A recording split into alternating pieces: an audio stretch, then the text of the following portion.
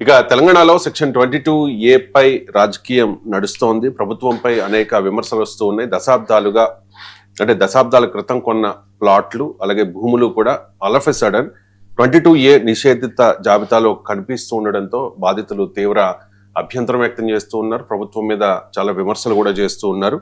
ప్రభుత్వంపై ఈ స్థాయిలో విమర్శలు రావడంతో రెవెన్యూ శాఖ మంత్రి పొంగులేటి శ్రీనివాసరెడ్డి కూడా స్పందించారు.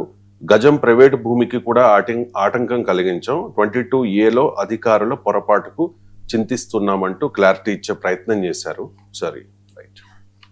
ఫైనల్ గా లాస్ట్ గా మీరు ఏవైతే ప్రొహిబిటెడ్ లిస్ట్ లో ఉందని చెప్తున్నారో ఆ లిస్టు మొత్తము రీసెంట్ గా మీరు కోర్టుకి కాపీ సబ్మిట్ చేస్తూ మీ రిజిస్ట్రేషన్ అథారిటీకి ఆ లెటర్ లో కమ్యూనికేట్ చేస్తే ఈ కేసులన్నిటినీ మేము ఇక్కడ డిస్మిస్ కొట్టేస్తామని ఆనరబుల్ హైకోర్టు చెప్పడం జరిగింది.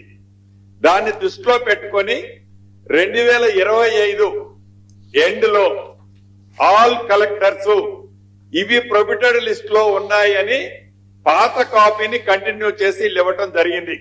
అక్కడ డెఫినెట్ గా మా అధికారులది పొరపాటు ఉంది.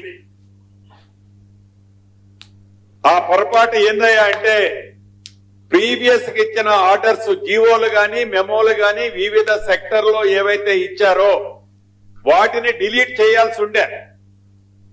డిలీట్ చేయకుండా ప్రీవియస్ గా అన్ని ఏవైతే జెన్యూన్ గా యుఎల్సీలో జీవోలు మెమోల ద్వారా శాంక్షన్ లో అప్రూవల్ ఇచ్చారో వాటిని ట్రాన్సాక్షన్ గా ఆన్లైన్ లో అప్లోడ్ చేయని కారణంగా సేమ్ దాన్ని పేస్ట్ చేసి ఇల్లు రీసెంట్ గా డిసెంబర్ 2025 నాడు సబ్ రిజిస్ట్రార్లకి ఈ కాపీలు సబ్మిట్ చేసిన కారణంగా న్యాయంగా ఎవరైతే ఈ ప్రజలున్నారో యుఎల్సీలో క్లియర్ అయిన వాళ్ళని ప్రొహిబిటెడ్ లిస్ట్ లో పడటం అనేది మిస్టేకే.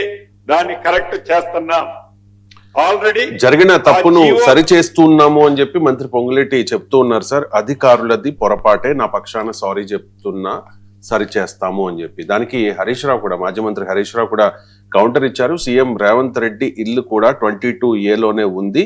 సీఎం ఇల్లు నిషేధిత జాబితాలోకి వచ్చేసరికి సర్కార్ ఇప్పుడు హడావుడి చేస్తోంది. సీఎం కు సెగ తగిలితే తప్ప ప్రజా సమస్యలు పట్టవా అని చెప్పేసి గత కొద్ది వారాలుగా తెలంగాణలో ఈ 22A మీదే పెద్ద ఎత్తున రాజకీయం నడుస్తోంది. సార్, ఏంటి సార్ ఈ 22A ప్రాబ్లం ఆంధ్రప్రదేశ్ లో కూడా ఇక్కడ ఎక్కువ ఉంది. ఇక్కడ ఫోకస్ లో అంటే సడన్ గా కొత్త వాళ్ళే కూడా చేర్చే వరకు ప్రాబ్లం వచ్చేసింది. ఫండమెంటల్ పాయింట్ ఏంటంటే ఇప్పుడు మినిస్టర్ చెప్తున్న డిసెంబర్ 2025 ఇచ్చారని, ఇలా ఆగస్టులో ఉన్నవి 8 నెలలుగా ఇష్యూ నడుస్తుంటే ఇప్పుడు రియాక్ట్ అయితే ఎట్లా, ఇప్పుడు గుర్తిస్తే ఎట్లా అధికారులు పొరపాటు చేశారని. టూ లిటిల్ టూ లేట్ కదా. డ్యామేజ్ జరగాల్సింది జరిగింది కదా. కాంగ్రెస్ పార్టీకి భారీ పొలిటికల్ డ్యామేజ్ జరిగిన అంశం 22A. మామూలు పొలిటికల్ డ్యామేజ్ కాదు. చూస్తూ ఉండండి, ఇది ఎలక్షన్స్ లో రిజల్ట్స్ లో రాజకీయంగా కూడా కాంగ్రెస్ పార్టీకి ఛాలెంజ్ గా మారిపోతుంది. ఎందుకంటే ఆల్రెడీ హైడ్రా పైన అనేక రకాల క్వశ్చన్స్ రైజ్ అవుతున్నాయి. ఈ ఛాలెంజెస్ ఎదుర్కొంటున్నారు. అఫ్ కోర్స్ హైడ్రా సపోర్ట్ చేసే సెక్షన్ కూడా పెద్ద ఎత్తున ఉన్నమాట నిజం, కానీ ఆల్రెడీ వివాదాస్పదం అవుతున్నాయి. మరి హైడ్రా అన్న భూ ఆక్రమణదారుల భరతం పడుతోంది కదా అనే అనుకుంటే ఇప్పుడు వెంచర్లు అయిపోయి లేఅవుట్లు అయిపోయి వేల అపార్ట్మెంట్లు వచ్చేసిన తర్వాత ఇది 22A, ఇది ప్రభుత్వ భూమి, అసలు ఏమన్నా లాజిక్ ఉంటుందా దీనికి? అసలు నేను అందుకే కౌన్సిల్లో ఒకసారి లెజిస్లేటివ్ స్టాండింగ్ కమిటీ రెవెన్యూలో రైజ్ చేసింది ఏంటంటే, అయ్యా నేను ఒక మధ్యతరగతి వ్యక్తిని, నేను ఎంతో కష్టపడి జీవితాంతం సంపాదించుకున్న డబ్బుతో ఒక ప్లాట్ కొట్టాను, నాకు మీ సబ్ రిజిస్ట్రారే రిజిస్టర్ చేస్తారు, మీ మున్సిపల్ కార్పొరేషనే నాకు పర్మిషన్ ఇస్తుంది ఇల్లు కట్టుకోవటానికి, మీ ఎలక్ట్రిక్ డిపార్ట్మెంటే నాకు కరెంట్ ఇస్తుంది, మీ డ్రింకింగ్ వాటర్ డిపార్ట్మెంటే నాకు వాటర్ బిల్ ఇస్తుంది, సెవరేజ్ కనెక్షన్ ఇస్తుంది, అన్ని మీరే ఇస్తారు. లాస్ట్ కలిసి ఇది మీది కాదు, ఈ ప్లాట్ మీది కాదు, ఇంకొకటి పేరు రిజిస్టర్ అయింది అంటారు, లేదా 22Aలో ఉంటుంది అంటారు. మరి మీరందరూ ఎందుకు ఇచ్చారు? మీరందరూ ఎందుకు ఇచ్చారు? దీనికి అందరికి ఎవరు బాధ్యుడు? పోనీ నేను ఒక మధ్యతరగతి వ్యక్తిగా, ఒక సామాన్యుడిగా నాకు ఎలా తెలుస్తుంది నా భూమి 22Aలో ఉందా లేదా? అది వివాదం నాకు ఎలా తెలియాలి? ఎవరు చెప్పాలి? నేను నా దగ్గర 5,000 తీసుకో కావాలంటే ప్రభుత్వం సర్టిఫికేట్ ఇవ్వండి, ఈ భూమికి మేమే బాధ్యులం, ఏ ఛాలెంజ్ వచ్చినా అని అని నేను ప్రతిపాదన చేశాను. అంటే ల్యాండ్ ఇప్పుడు మీకు ఆంధ్రలో కూడా last time land titling act అనవసరంగా వివాదం అయింది. అసలు ఏంటి ఇప్పుడు మనకు అర్థమయ్యేది ఏంటంటే సేల్ డీడ్ ఇది మనకు రిజిస్టర్ అయ్యేది.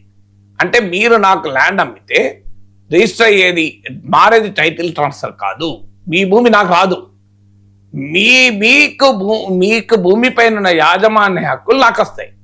ఒకవేళ మీరే యజమాని కాకపోతే నేను యజమాని కాదు. విచిత్రం చూడండి, మీరు యజమాని కాకపోతే నేను యజమాని కాదు. కానీ నాకు నీ దగ్గర ఉన్న వస్తువు నా దగ్గర రాదు. కేవలం నీ నుంచి నేను కొన్న ట్రాన్సాక్షన్ మాత్రం. అందుకే దాన్ని సేల్ డీడ్ అంటారు. టైటిల్ రిజిస్ట్రేషన్ అన్నారు, గమనించండి. ల్యాండ్ టైటిల్ రిజిస్ట్రేషన్ అన్నారు, సేల్ డీడ్ అంటారు. అంటే ప్రాసెస్ ఆఫ్ సేల్ ని రిజిస్టర్ చేసిన అంతే. మీ ఓనర్షిప్ లో ఉన్న ప్రాపర్టీని నేను డబ్బులు ఇచ్చి కొనుక్కున్నాను, కానీ ఆ ప్రాపర్టీ మీది కాకపోతే నాది కూడా కాదు. చూడండి, చాలా మంది తెలియదు ఇది. సేల్ డీడ్ అనుకుంటే ఏమో అనుకుంటారు. సేల్ డీడ్ అని అర్థం ఏంటంటే ప్రాపర్టీ మారదు, ప్రాపర్టీ పైన ఓనర్షిప్ రైట్స్ మారుతున్నాయి. అంటే ఒకవేళ ఒరిజినల్ ఓనరే ఓనర్ కాకపోతే నేను కూడా ఓనర్ కాదు. అందుకే జోక్ ఉంటుంది, మీరు చార్మినార్ను రిజిస్టర్ చేయమన్నా చేస్తారు స్టాంప్ డ్యూటీ కడితే అని. సో ఇంత అరాచకత్వంగా ఇప్పుడు ఎస్టాబ్లిష్డ్ కాలనీస్ 20 ఏళ్ళు 30 ఏళ్ళు ఉన్న వాళ్ళు ఎంత మానసిక క్షోభ అనుభవిస్తున్నారు.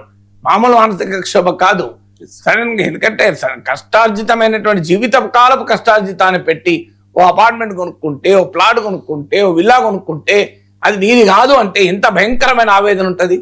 రాజకీయ నాయకుల కంటే 100 ఉంటాయి, సామాన్యుడికి ఒకటే ఉంటుంది కదా, ఒకటి ఉంటుంది, 2 ఉంటాయి. సో ఎందుకు ఇంత గందరగోళంగా ఉండాలి?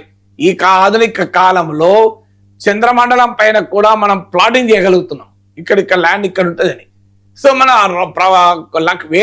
మా అంగార గ్రహంలో కూడా అంచు మనం మెజర్ చేయగలుగుతున్నామే.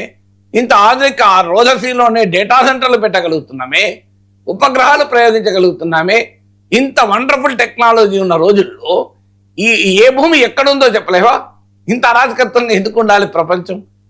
అందువల్ల ఇది చాలా సీరియస్ ఇష్యూ. 22A పైన కాంగ్రెస్ గవర్నమెంట్ కు అతిపెద్ద రాజకీయ సవాల్గా 22A మారబోతుంది. మీరు చూస్తుండండి, మీరు అతిపెద్ద పొలిటికల్ సవాల్. బహుశా అది అర్థం చేసుకునే వచ్చారు, కానీ అధికారులను తప్పు చేశారు సరే అన్నారు. అధికారులు ఏ అధికారులు తప్పు చేస్తారు? దీనికి ఇన్ని నెలలుగా, ఇన్ని వారాలుగా చర్చ జరుగుతుంది, మీడియాలో చర్చ జరుగుతుంది. ఇప్పుడే ఎందుకు గుర్తించారు? మీరు ఇన్ని రోజులు ఎందుకు గుర్తించలేదు? ప్రభుత్వం సెల్ఫ్ గోల్ కాదా ఇది? సో అందువల్ల ఎవరి తప్పున్నా ఇది చాలా. ఇప్పుడు ఆంధ్రప్రదేశ్లో కూడా 22A భూములు పరిష్కరిస్తానని ముఖ్యమంత్రి పదే చెప్తున్నారు. సంబంధమే లేదు. నేను ఎప్పటి నుంచో ఇల్లు కట్టుకుంటున్నాను. నాకు ఇప్పుడు ఆంధ్రప్రదేశ్లో, తెలంగాణలో 100 మంది తెలుసు. 30 ఏళ్ళుగా 40 ఏళ్ళుగా వాళ్ళు అక్కడ ఉంటున్నారు. 40 ఏళ్ళుగా ఉన్న వాళ్ళు 22A అంటారు. వాళ్ళు అమ్ముకోలేరు, కొనలేరు, దాని మీద లోన్ తీసుకోలేరు, హరిబుల్గా అనుభవిస్తున్నారు వాళ్ళు. ఎందుకు అనుభవించాలి ఇది?